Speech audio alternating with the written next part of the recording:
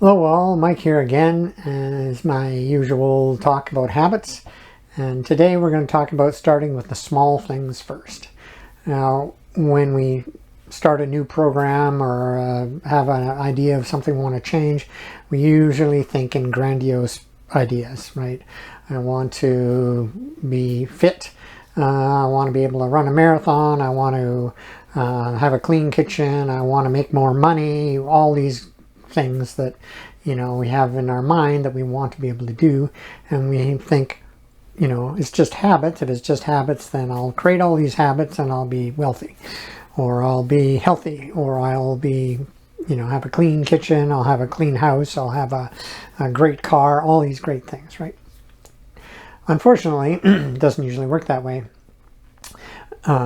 Usually when we're looking at big things, it's just they're too big for us to tackle, right? We want fast success, but it doesn't happen because we have to change too many things at once to make it possible. You decide that, hey, I want to have a clean kitchen. We talk about a kitchen. So you're going to clean your kitchen completely every night. Well, that's great, except for what are you doing at night other than cleaning your kitchen now? And so if there's other important things you need to do, does it take half an hour?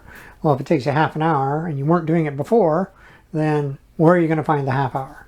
So that's where things start going sideways, because what we do is we take out that block a half hour and then we try and add on other things afterwards or before or during or whatever, and it never works out right. So if you start with the small things, then you find that the big problems are actually a compilation of a whole bunch of little problems.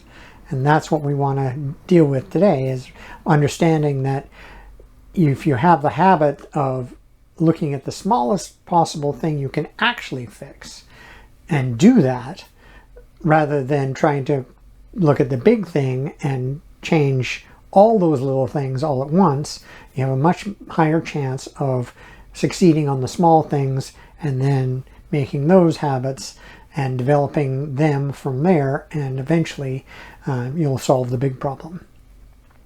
A lot of times we think the big problem is the problem, but it's not really the problem. Often if you solve the small problems, then the big problem just goes away, because it's not really as big as we think. It's made up of all these little ones, and once we've solved a few of them, then it's easy to overcome. So let's talk about why smaller habits are easier to actually build, right? So when we build a habit, we have to have the 4 pillars in mind, right? We need a cue. We talked about that. We need motivation. We need the action itself, and then we need the reward for which we are actually motivated to get. So if you have a big reward, then you think you'll be able to do lots of great things. Well, if you have a big reward, like a big shot of dopamine, which is actually what your brain thinks about, a big shot of dopamine for the habit of eating a donut, which we all have. When you eat a donut, your brain gets the sugar fix, and a big shot of dopamine says, this is good, I like this. And then we end up eating more donuts. So just because you have a great desire for something and your reward is good, doesn't mean that it's going to be a good thing in the end.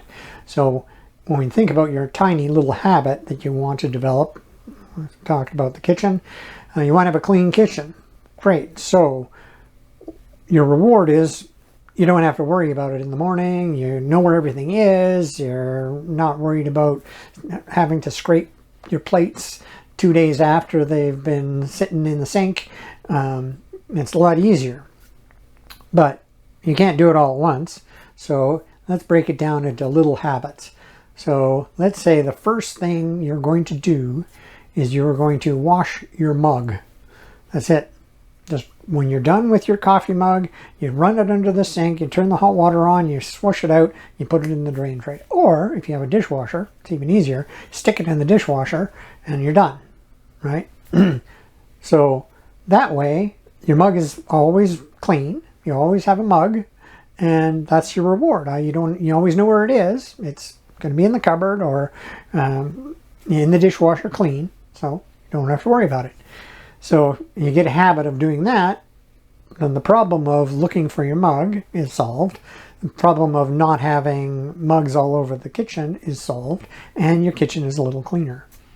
So next time you decide, okay, now my mugs are clean, I'm going to now put my utensil that I'm done with after stirring my mug or eating my meal, I'm going to put that in the dishwasher. Now you have always have cutlery in the drawer or in the clean dishwasher, wherever, right? So that way you're slowly changing these habits of not doing anything, and eventually you get to the point where you're done with something. If it's dirty, you put it in the dishwasher and you're done. And you run it through when it gets full, and then you need the habit of emptying the dishwasher, or you just use the dishes out of the dishwasher as is. But whatever works for you, it was whatever works. So if you want a clean kitchen, maybe it's solve those little problems. I'm looking for my mug. Where's my mug? It's always dirty in the sink. Well, maybe you want it clean.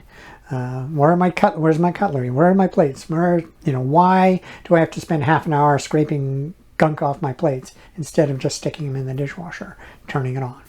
So little habits make up big routines. And once you have the big routines in place, then you don't have to worry about, building the little tiny habits, because once you start the routine, it just keeps on going. And keep adding to it until you get where you want to go. So solve the small problems first, and you'll find that the bigger problems sort of take care of themselves.